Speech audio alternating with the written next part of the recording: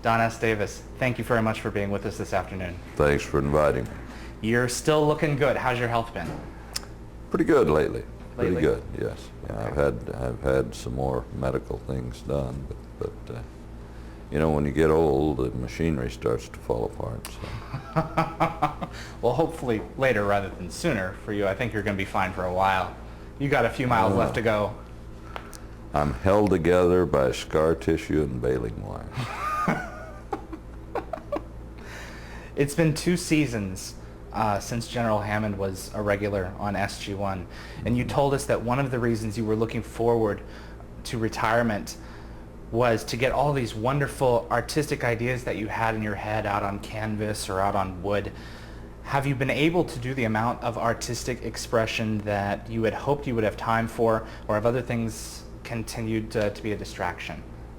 I've continued to work in the film and television industry, and that has kept the art from happening. But as it so happens, I'm in the middle of that transition right now. This morning, before coming here, I was in my wonderful little shack, which is an hour out of town. It's on the banks of an irrigation ditch next to a cranberry bog in a fenced compound, and it literally is a shack without any plumbing, but it's fully insulated and has tons of electricity, and no one can get to me. And so that's where I was this morning. I was tearing out. The building's been vacant for 4 years. It's owned by a friend of mine, so the rent is very reasonable. But I'm tearing out debris that probably CSI couldn't identify. What do you plan to do with this place? I plan to use it as a painting and a carving studio. Awesome. It's 16 by 24 feet, so. Okay, enough room to move around in there then. Yeah. Great. What types of mediums do you usually like to focus on? The painting and the carving, I guess that is the answer to the question. Well, that's it. I'm primarily, I think of myself, and have for years, as a wood carver, but I hardly ever carve anymore. I paint in every medium and in every style. We're trying to put together a website called DonSDavisArt.com, and when we get it together, there'll be examples of both paintings and carvings, and the people that are putting it together are trying to talk me into selling prints of my paintings and drawings. I haven't yet given in. No, I had that. I tried to have some prints made of stuff a few years ago and market them, and the colors weren't right, and the sizes couldn't be reproduced. And so it was a very negative experience, and I quit doing that now. Now I've got a group of very reputable people who are claiming that they can market the stuff and that they can produce quality prints, and if they can, we'll do it. But if not, you're not gonna worry about this will just be so people can see what the old fart was talking about. Don, are you a fan of science fiction? I am now. I wasn't always. I never really liked science fiction in film and television, because when I was your age, it was all cardboard and very crude, and it wasn't realistic. And I could read someone like Asimov and envision all of these wonderful things, or Wells or whoever, and then I would see it on TV or in a film, and no. In fact, my son, when he was about 4 years old, I guess, or 5 years old, Star Wars came out. Mm-hmm. He had to see Star Wars, and he really had to make me lots of promises in order to get me to take him to. And I came out of that movie a Star Wars nut. Really? Oh yeah, I just and you know, then with the Star Trek not the original Star Trek, which again, it was silly, the crudity of the thing, even though, you know, the actors, a lot of them now are friends of mine. But I don't like crudity, you know. I'm a painter and a sculptor. I spent 20 years teaching people how to be artists and craftsmen, and then to see something, especially on film, that looks like a retarded 2-year-old created it in their backyard is not entertaining to me. You said the later Star Treks you were more interested in, like Next Generation, I would suppose, when it became. Oh yeah. And most of one of my favorite shows on television for years was a thing that's a Canadian production called Lex, and it's just magnificent. And I loved, you know, within the science fiction realm, Doctor Who and The Hitchhiker's Guide to the Galaxy. Hell, I've got DVDs of all of them. You know. So I'm just saying that I came to it late. One of my favorite authors is again, he happens to be Canadian, happens to live in this area. His name's Spider Robinson. And if you want to read just great fun, read the Callahan Chronicles. The Callahan Chronicles. Yeah, and his wife is also a wonderful writer, and she has written, I love detective stories, and she's written a kind of a sci-fi detective story called The Lady Slings the Booze. And if you can read that, I read that on an airplane, and the hostess actually became concerned because I was alternately laughing and crying and moving around in my seat. Just the imagination of these people. I'll be darned. But yeah, I like sci-fi. I was reading Ray Bradbury at the moment that John F. Kennedy was shot. People say you always remember what you were doing, and I happened to be reading Ray Bradbury at the time. Okay. So. Wow. So you do have a special attachment to sci-fi. Yeah, I grew up with some magnificent science fiction. You know, all of the H.G. Wells stories and Ray Bradbury, and again Isaac Asimov, and you know, just great writers. The Da Vinci's of sci-fi foretold so much stuff of what was to come. Yes, they as did. Greenberg and Wright and Glasner may very well be. There you go. Take us back to the very beginning, Don. How did you get General Hammond? Years ago, I was brought to Canada to teach at the University of British Columbia, and I had a PhD, and I taught for about 10 years, and I was published. And so my summers were pretty much mine. But they insisted that if I did work in the summers, it had to be theater related. And one of the other faculty wanted to act in film and television. He taught acting, and he talked me into meeting his agent, and I wound up doing some extra work, and then through a fluke wound up on a film letting some people shoot a mortar full of spaghetti and cottage cheese and food coloring in my face, as if the man in front of me has had his brain shot out. And the AD on that show, the second AD on that show, a couple of years later, wound up being the second AD on MacGyver. And when they shot MacGyver, Richard Dean Anderson's boss was played by an actor named Dana Elcar, and they couldn't find a stunt double for Dana who looked anything like him. They were having to put padded suits on these guys and bald caps, and it just wasn't working.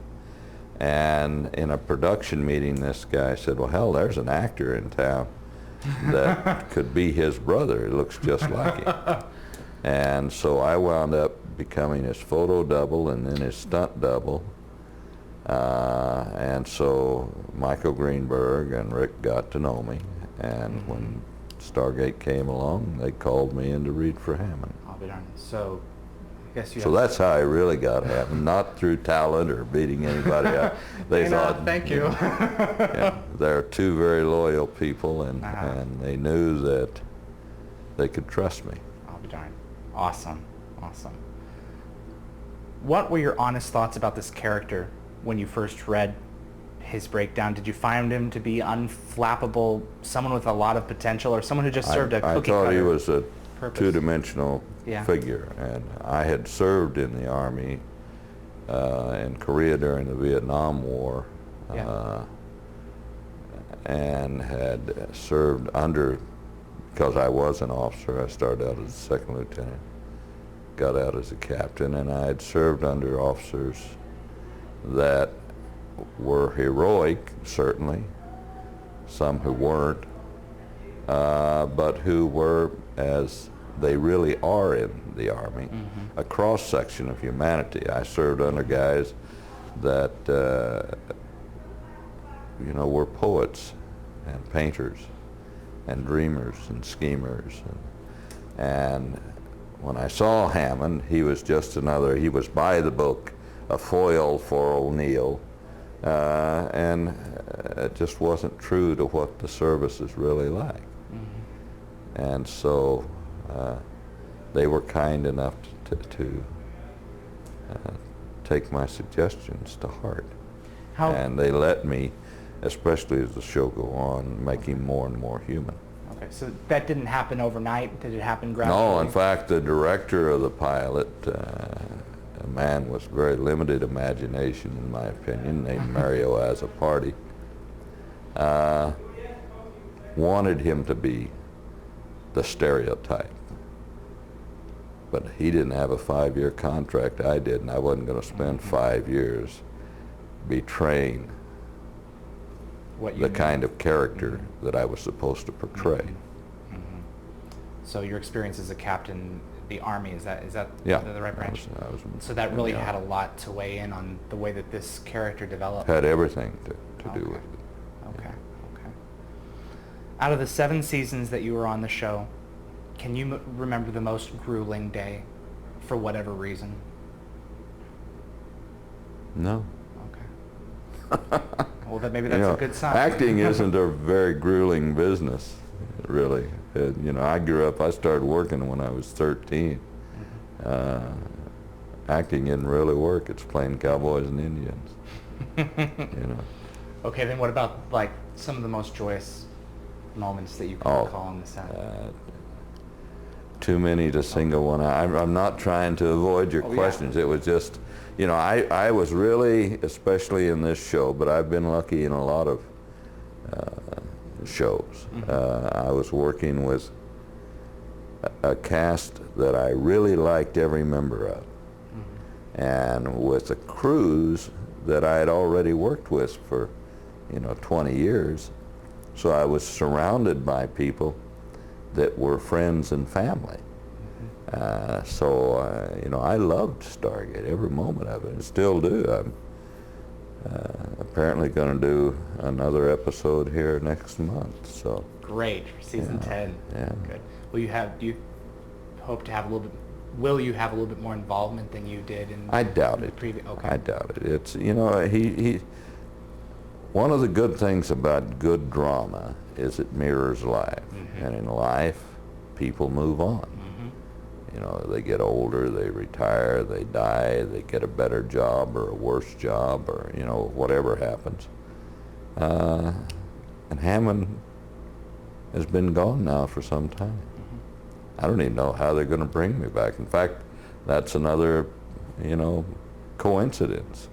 The script for the episode I'm in just arrived as I got home and threw these clothes on to come and meet you guys, so I haven't even looked at it yet. Okay, great.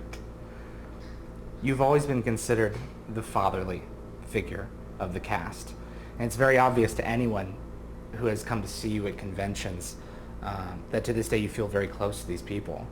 Yes. Can you tell us a little bit about your feelings toward each member of the regular cast as well as Terrell, if you wouldn't mind. Well, everybody knows Terrell's like a daughter to me. Yeah. In fact, she refers to my wife as Mom. Oh. She's just an all-around special person. Amazingly talented. Her and Amanda both are as beautiful on the inside as they are on the outside. And they're both very, very talented people. Michael is a special guy. I think that Michael,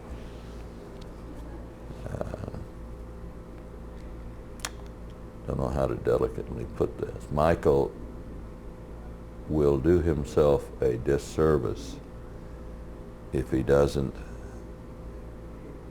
quit doing television and start doing film. Yeah. He's really good. He really is exceptional. Chris Judge has the biggest heart of any man I've ever met. I've never seen a guy who can walk into a room. It doesn't matter if they're ambassadors and diplomats and little tiny kids and somebody in off the street.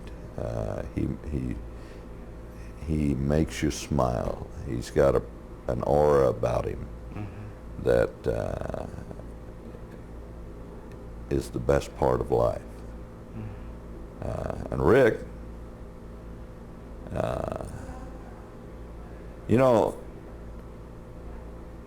you forget, or some people forget, that how long he's been around and how unique. He'll be in all of the history books of television. In fact, the dictionary actually, was going to add MacGyver to the American language because, that character was so strong. And he's done the same thing with O'Neill. He literally he took a character that another man introduced. Kurt Russell in the movie introduced the character, and he went in an entirely different direction, and he made the character a giant standing next to a midget. So, and I'm a big Kurt Russell fan. I've worked with him. He's a lovely man. I'm not in any way belittling his talent. It's just that Rick took this character and he did exactly what he did in MacGyver, to the extent that the Air Force literally gave him a medal. Yes. Honorary Brigadier General. There you go. That was incredible.